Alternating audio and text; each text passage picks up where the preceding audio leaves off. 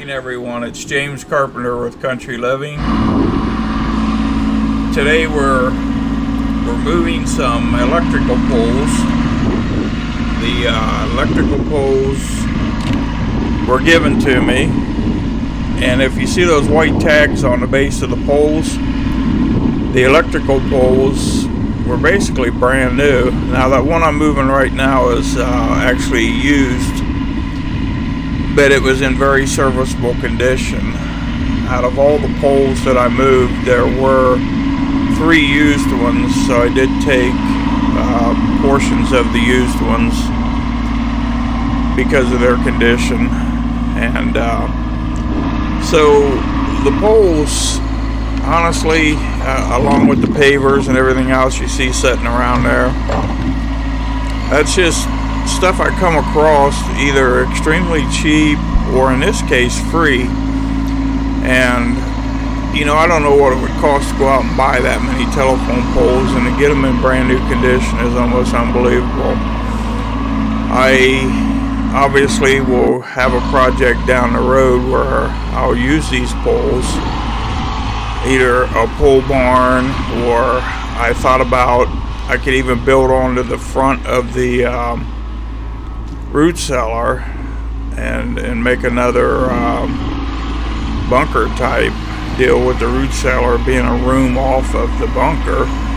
But I'm not sure positively right now what I'm going to do with the poles, but I do have the poles along with those other construction materials. So I guess the moral of the story is, you know, very little investment, and when it comes to building a structure such as a pole barn, it can get very expensive purchasing lumber and other building materials. So we'll see what happens. Looks like we're trying to straighten this log out. It's sitting on the railroad ties a little bit. As far as stuff like these construction materials, you know, back before I understood manifesting, it's been more recently in my lifetime that I found that that's a thing. I used to tell people that stuff comes to me, and what I meant by comes to me is I would think about it and then it would show up at some point. And over the years, I got better at that. And then eventually I found out that there was such a thing as manifesting, and I was doing it and I didn't even know it. Now, I also picked up these 2 sections of culvert. Now, in some of the earlier videos, you've seen where I'm doing that drainage. I got that drainage issue, water flow problem. I'll incorporate those 2 tiles into that somehow.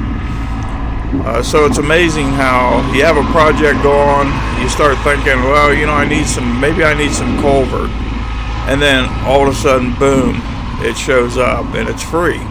So it didn't cost me anything. So part of country living is having the space to be able to store these materials.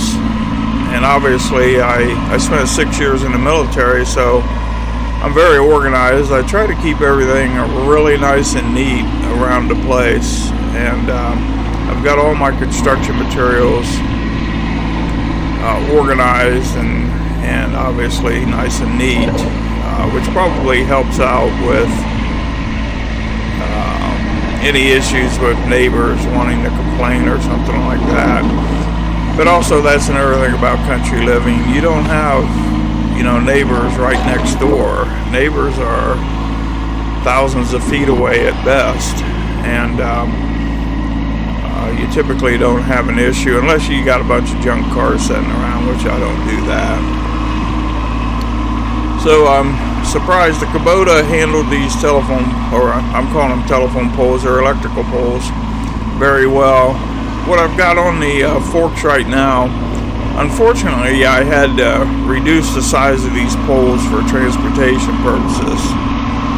my trailer is 18 feet long, and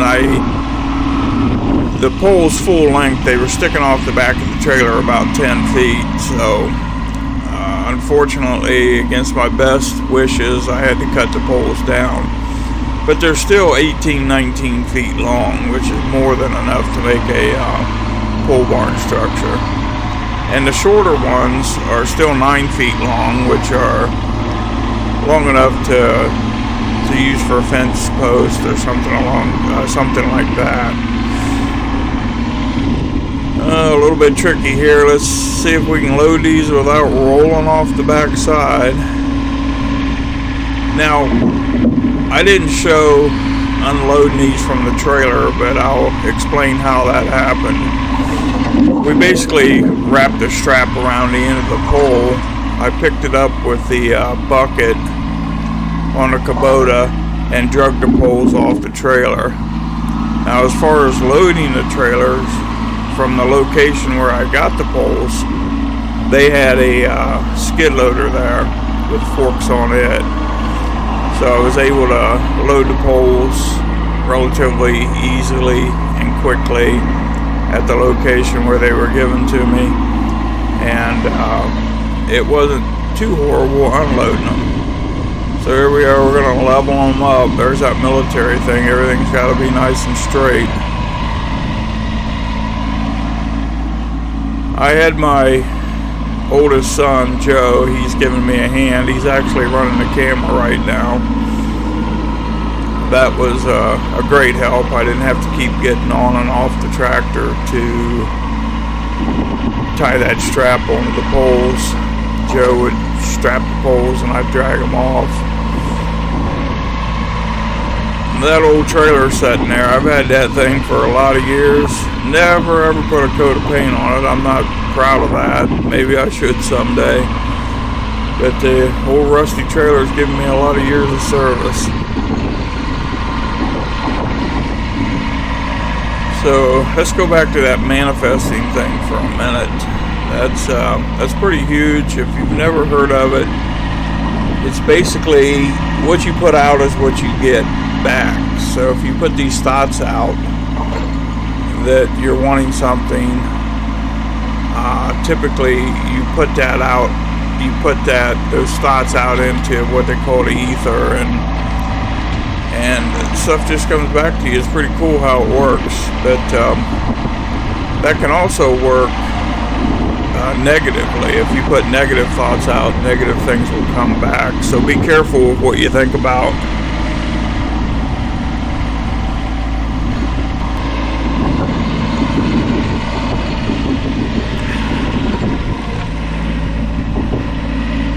I know that's a little bit boring. My youngest son keeps telling me, "Dad, your videos are boring. People don't want to see you do that over and over again." But I guess you got to have some video content. And while the video content plays, I'll do my best to keep you entertained with some words. You see the little building in the back where the old car's sitting? That's in another video. There was a whole bunch of used lumber went into that, which saved me quite a bit. And the metal was not used, but it wasn't purchased. It was purchased, but from a guy that had just collected it and had it sitting around. So I built that building very inexpensively, even though I did have some money involved in that.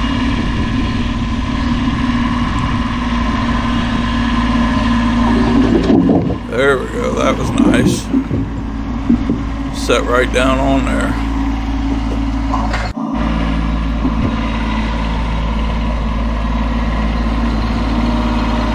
Yeah, that Kubota, I should have bought that 20 years ago. I've done a lot of work around the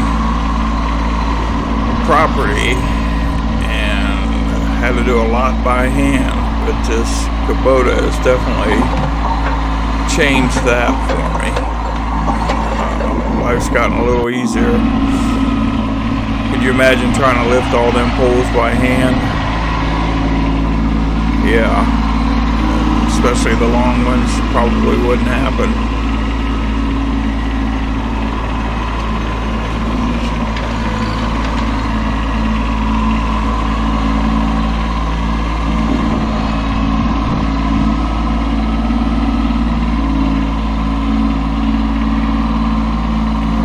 I didn't realize it was this long. I'm running out of stuff to ramble about. It's too bad this is not alive and you could pop some questions at me.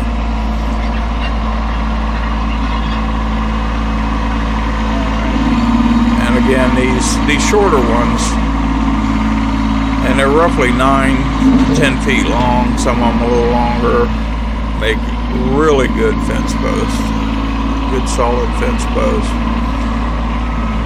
And as I was pulling up on the trailer to pull these poles off the trailer, I did notice that a couple of them had some pretty good bends in them, which means that probably not the best choice for a pole barn. But I believe there's 19 or 20 of these poles, and when you build a pole barn, you space the poles about 8 foot apart, so I can build a pretty good sized building with these poles. And that real long one you seen in the beginning, I'll use that at either the front or the end, and that will stick up high enough to catch the rafters and really tie that rafter in solid. It'll help with wind and different things like that after the building's built. Or I could place it right in the center of the building and guarantee the building would never sway. The roof would never sway. It's hard to say what I might do with that. Really long one.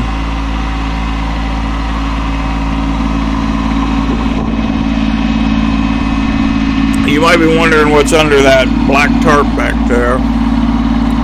That tarp, there's a whole bunch of what they call Gaylord cardboard boxes under there. And originally I was going to use the cardboard underneath the mulch, but I'm putting the mulch down so thick that I figured the cardboard would just be a waste of my time. I can use that maybe in the garden, or definitely have to get creative with that cardboard, but there's a lot of good cardboard under there. Not the best way to store it, but at least it's covered and it's not getting totally wet, and it is sitting on a skid. And speaking of skids, over the years I used to have a lot of wooden skids, but they break down over the years and they start to rot and fall apart. So I've come up with these, well, I didn't, Habitat did, these plastic skids that the local Honda plant used, and when they were done with them, they get rid of them. But these plastic skids will never rot, and they're actually pretty heavy duty. So I've got a boatload of those. At the beginning of the video, you seen that firewood. If you remember from one of the last videos, the firewood was stacked on a trailer. Well, it took about 4 hours to unload the trailer, but we got it all stacked. And obviously you're probably thinking that should have a tarp on it. And yes, Amazon should be bringing me a tarp maybe today, and I can get that firewood tarp for winter and ready to go for the winter burn.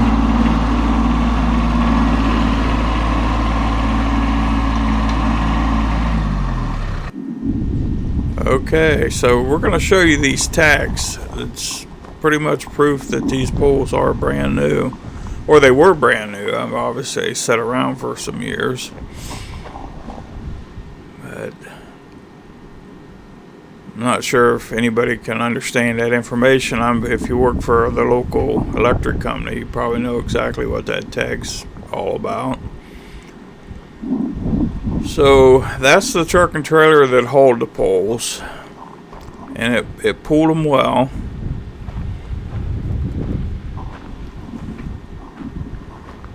So here in a minute I'm going to show you some core plugs. Sunday I ran the aerator over the entire property. I try to do that 5-6 times a year. I know that's overkill, but I've got a aerator, so why not? Let's do it. But here in a minute I'll show you a close-up of the core plugs.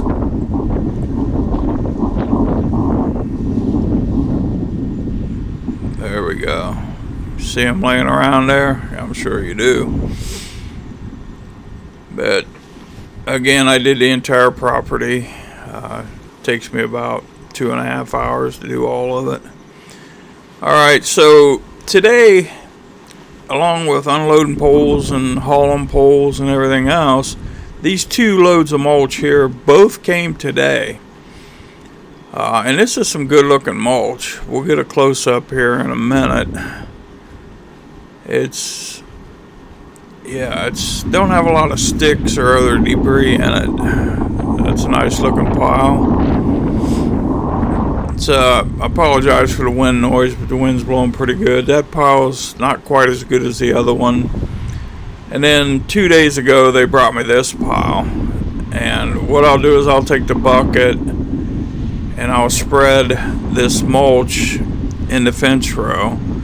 Now if you look beyond my property, those high weeds, for years I used to mow that all the way up to the farmer's crop. And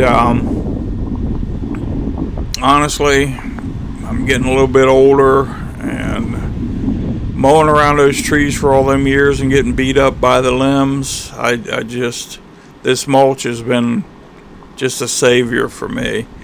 And as you can see, it's all along the edge of the property, and I'm going to continue to get the wood chips. And you know, if you live in a suburb and you have a company come out and they do mulching around your beds and different things like that, you know how much it costs for that little bit of mulching to get that done. Can you imagine doing it on a scale that I'm doing it on? It would be thousands and thousands of dollars, and I'm actually doing it for pretty much nothing. You can see where I aerated that new grass there. That's pretty sparse, but we'll get that straightened out. And this area kind of looks rough because it was a construction area. As I moved all that mulch, it beat the grass up pretty good. But it'll come back and it'll fill back in.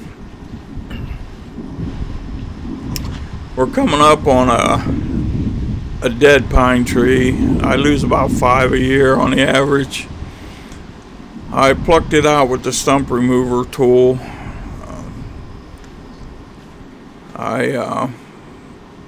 I'll get that disposed of. I gotta start me a burn pile somewhere.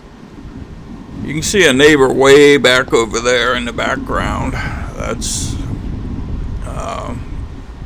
about how far. Well, the neighbor on the other side of me is even further away, if that helps.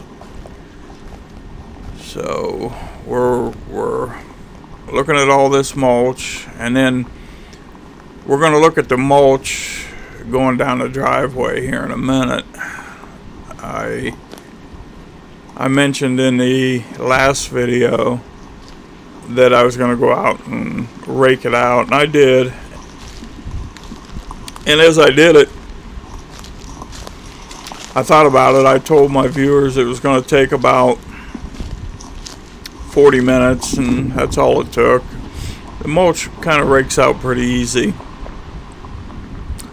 Now, one thing about this time of the year, the pine needles are turning and they're dropping off the trees. And if you look at the mulch, they've covered the mulch And they've actually covered the road. And usually I take a leaf blower down the road and I blow all them off, but this year I'm going to do something a little different. I'm going to leave the pine needles on the driveway. I think it's going to be kind of a nice look.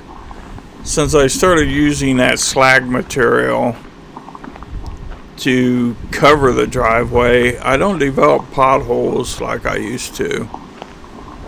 And I used to keep the pine needles off because I had to constantly take the tractor and the scraper box and work on potholes. I'm going to go back the other way. I'm going to show you the back side of this mulch so you can get an idea just how thick it is. Look at that. That's probably right there, I'd say maybe a foot thick. I dare a weed to try to pop up through that.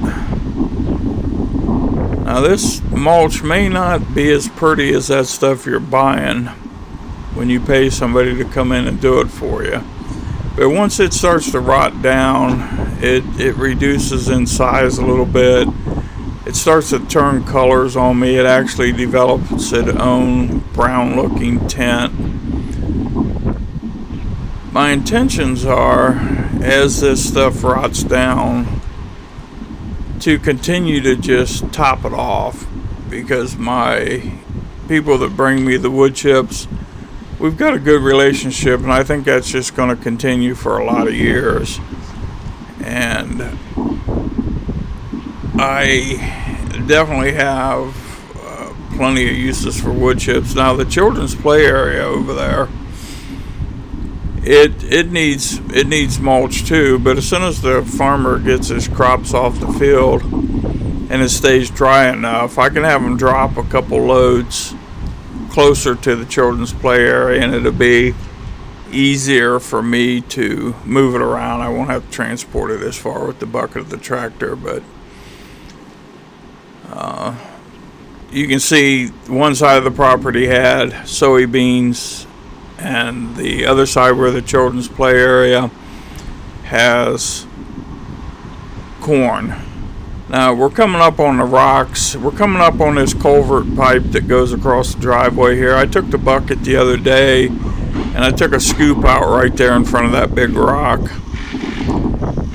And I still got to get in there and kind of hand finesse that a little bit. That big rock keeps getting knocked off by trucks. I don't know how in the hell they hit that rock, excuse my French, but they do. Now these rocks here, I got a kind of a fascination with rocks. I collect rocks. But there's some petrified wood there. There's some of them rocks are, well, actually, yeah, most of them are from other states, except for that big one that they're sitting on, and that glacier rock, that round one right there. But I got quite the collection of rocks. We're coming up on the end of the video, so I'm going to close by saying I appreciate you watching my videos. Again, my name is James Carpenter with Country Living,